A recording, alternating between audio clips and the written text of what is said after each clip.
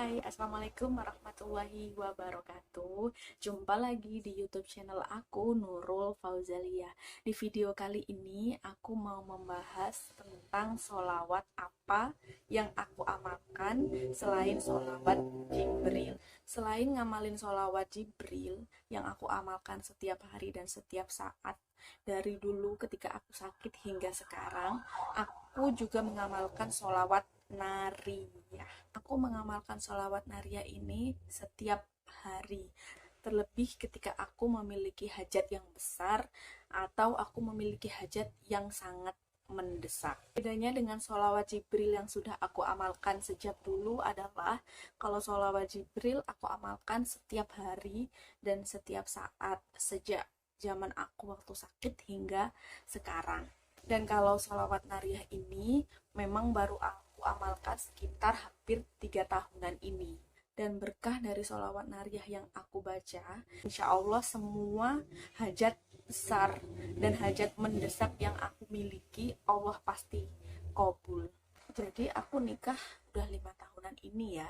Selama 3 tahun belakangan ini aku jadi kayak punya buku gitu, isinya tentang proposal hidup aku atau mirip dengan scripting yang isinya itu hajat-hajat besar dan hajat-hajat mendesak yang paling krusial di hidup aku.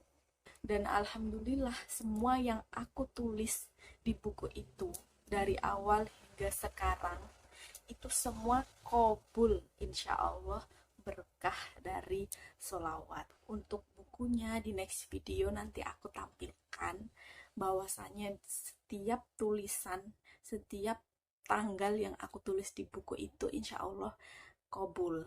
Sementara di video yang ini, yang sekarang ini, aku mau membahas dulu tentang isi sholawat nariyahnya, lafalnya, dan tata cara bacanya dulu ya. Nah, untuk lafal dari sholawat nariyah itu adalah Allahumma sholli sholatan kamilatan wa sallim salaman taman ala sayyidina Muhammadil ladzi tanhallu bihil uqadu wa tanfariju bihil qurabu wa tuqadha bihil hawaiju wa tunalu bihir rawaibu wa husnul khawatimi wa yustasqal ghamamu biwajhil karim wa ala alihi wa sahbihi fi kulli lamhati wa nafasim bi'adadi kulli ma'lumin lak.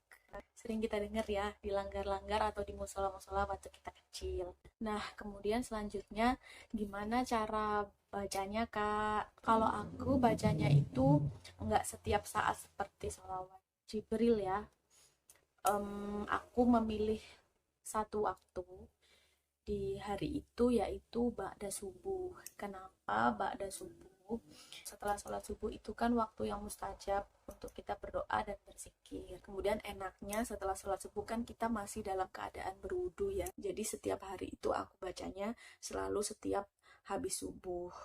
Karena aku benar-benar ingin mengistimewakan waktuku untuk niat dan tulus membaca sholawat ini gitu. Tapi kalau misalkan teman-teman nggak bisa, belum maksudnya di ba'da subuh itu kurang tepat waktunya, boleh di waktu yang lain asalkan benar-benar waktunya dikosongkan atau diistimewakan untuk membaca sholawat ini. Jadi bacanya dalam satu kali duduk, dalam satu kali majelis dibaca sampai selesai. Kemudian bilangannya bagaimana, Kak?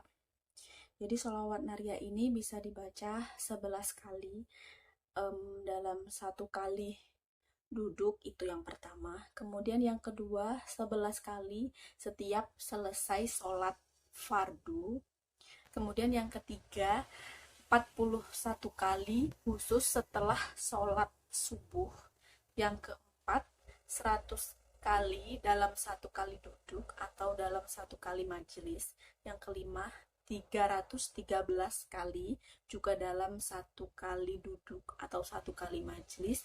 Yang keenam 1000 kali dalam satu kali duduk atau satu kali majelis. Dan yang terakhir, yang ketujuh, 4444 kali dalam satu kali duduk atau satu kali majelis. Bisa dibaca sendiri maupun berjamaah. Lalu semisalkan kita baca 100 kali Kak dalam sekali wudhu, kemudian batal wudhu kita. Ya kita bisa bangun wudhu, kemudian kembali lagi, dilanjutkan lagi. Nah kalau aku gimana? Kalau aku itu setiap hari ngamalinnya 100 kali sholawat nariyah ba'da subuh ketika masih dalam keadaan berwudu. Itu setiap hari ya 100 kali. Namun apabila saat itu, di waktu itu aku benar-benar punya keinginan yang besar dan ini sangat mendesak.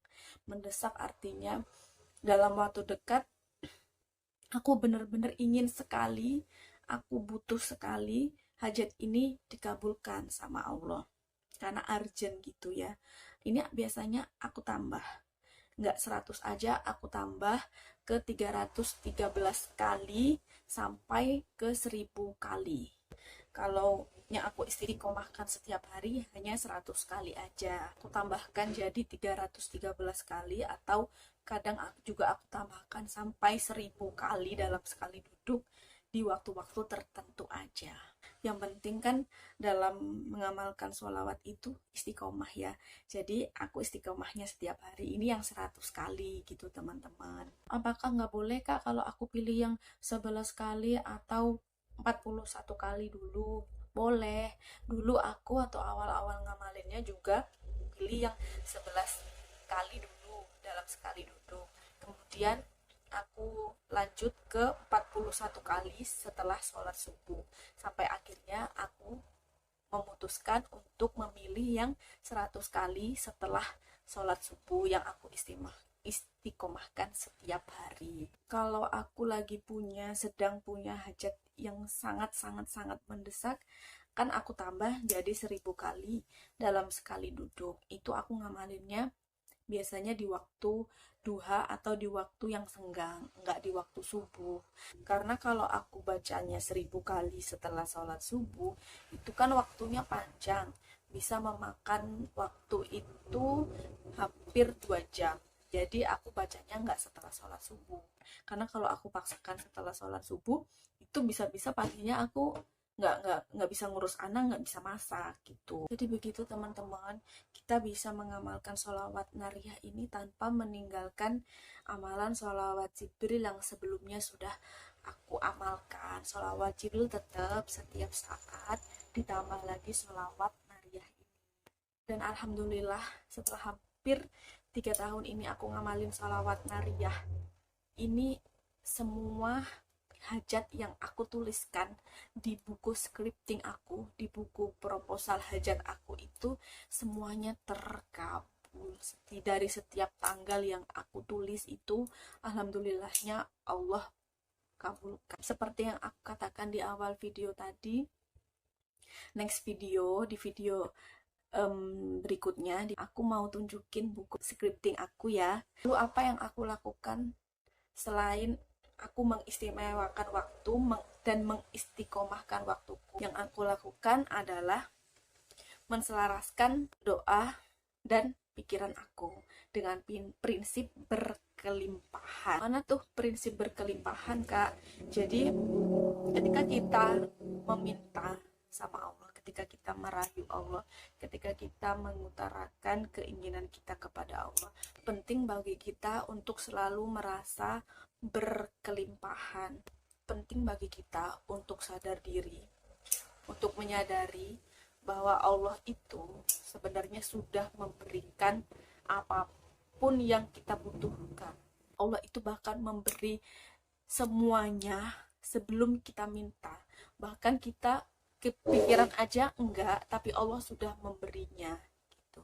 Jadi itu penting untuk kita sadari, sehingga kita ini sebagai manusia bisa selalu bersyukur, merasa cukup, merasa selalu berkelimpahan. Sehingga ketika kita sudah merasa berkelimpahan, adab kita ketika berdoa kepada Allah itu insya Allah betul. Dan bagaimana Kak adab kita meminta kepada Allah yang betul sehingga Allah mudah untuk mengabulkan doa-doa kita. Ya, itu akan aku bahas juga di next video bagaimana adab kita dalam berdoa. Bagaimana seharusnya mindset kita, pola pikir kita yang harus kita setting supaya apapun hajat yang kita minta Allah pasti kabulkan dengan fadilah sholawat. Karena selama aku ngamalin sholawat, selama beberapa tahun pengalamanku ngamalin sholawat, kedua hal ini amat sangatlah penting. Ketika aku memiliki dua syarat ini, yaitu ada berdoa dan pentingnya mindset berkelimpahan ini, semua hajat yang aku inginkan pasti Allah kabulkan.